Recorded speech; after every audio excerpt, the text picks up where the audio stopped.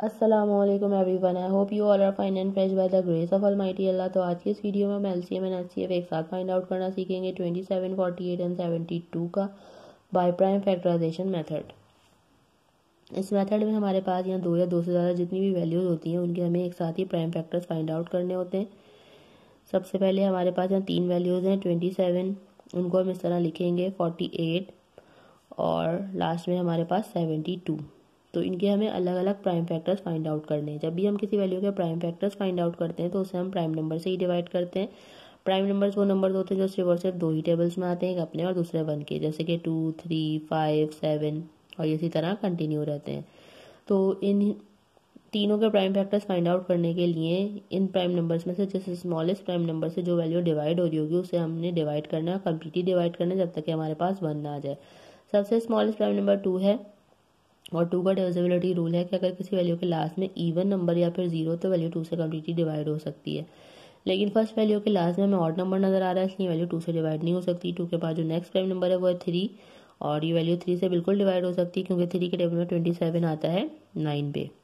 उसके बाद 3 के टेबल में 9 आता है 3 पे और 3 के टेबल में 3 आता है 1 पे।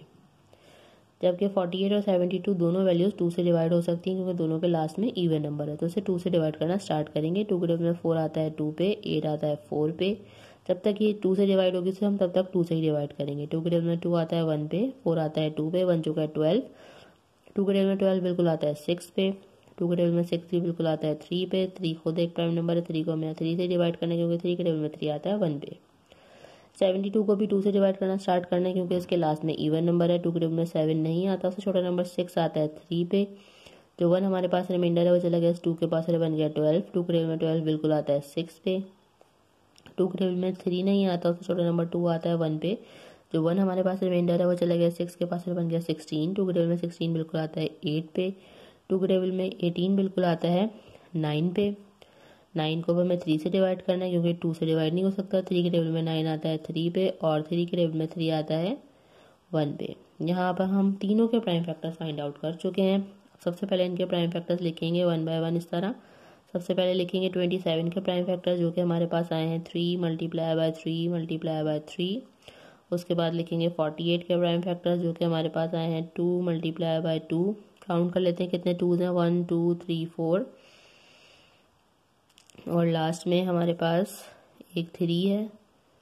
उसके बाद हम लिखेंगे 72 के प्राइम फैक्टर्स जो कि हमारे पास आए हैं 2 multiply by 2 multiply by 2 multiply by 3 and multiply by 3। अब चाहिए हमें इनके कॉमन फैक्टर्स, ऐसे फैक्टर्स चाहिए जो कि तीनों में मौजूद हों, जिनका तीनों में पेयर बन रहा हो। देखिए एक 3 का पेयर बना, पेयर बन के बाहर आ गया, ऐसे हमने यहाँ एक बार लिख लिया। उसके अलावा हमें ऐसा कोई भी प्राइम फैक्टर नज़र नहीं आ रहा जो कि तीनों में मौजूद हो। देखिए तीनों में और कोई भी मौजूद नहीं है, 2 में मौजूद है, लेकिन जब हम एचसीएफ फाइंड आउट कर रहे हैं तो उसके लिए ज़रूरी है कि कॉमन फैक्टर जो है वो तीनों में मौजूद हो तभी उसका पेयर बनेगा। लेकिन हमें यहाँ सिर्फ और सिर्फ एक ही 3 नज़र आ रहा है जो कि तीनों में मौजूद था। उसके अलावा हमें और जो है कोई भी जो है प्राइम फैक्टर ऐसा नज़र नहीं आ रहा जो कि तीनों में मौजूद हो, यानी कि सिर्फ और सिर्फ एक ही नज़र आया। यही हमारा कॉमन फैक्टर भी है और यही हमारा हाईएस्ट कॉमन फैक्टर भी यानी कि एचसीएफ भी है 3। अगर एक से ज़्यादा हमें कॉमन फैक्टर्स मिलते तो उनको मल्टीप्लाई करते फिर हमें पता चल जाता हाईएस्ट कॉमन फैक्टर, लेकिन एक ही हमारे पास कॉमन फैक्टर था इसलिए वही हमारा हाईएस्ट कॉमन फैक्टर भी है। अब हम इसका एलसीएम फाइंड आउट करेंगे। एलसीएम फाइंड आउट करने के लिए सबसे पहले तो हम लिखेंगे हाईएस्ट कॉमन फैक्टर जो कि हमारे पास आया 3।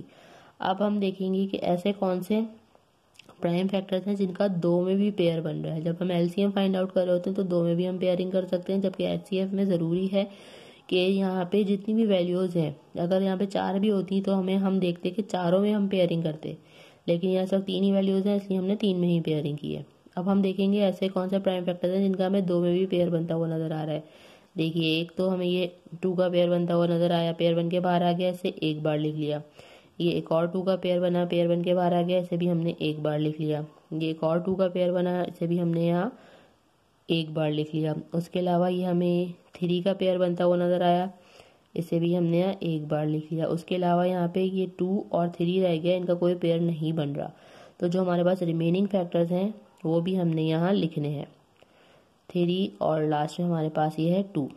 इन सबको अब हमें करना है मल्टीप्लाई, तभी हमें पता चलेगा 27, 48 एंड 72 का लीस्ट कॉमन मल्टीपल यानी कि एलसीएम। तो चलें जल्दी से इनको मल्टीप्लाई करते हैं। 3 time 2 is 6, 6 time 2 is 12, 12 time 2 is 24, 24 को मल्टीप्लाई करना है हमें 3 से, वो हम रफक में कर लेते हैं।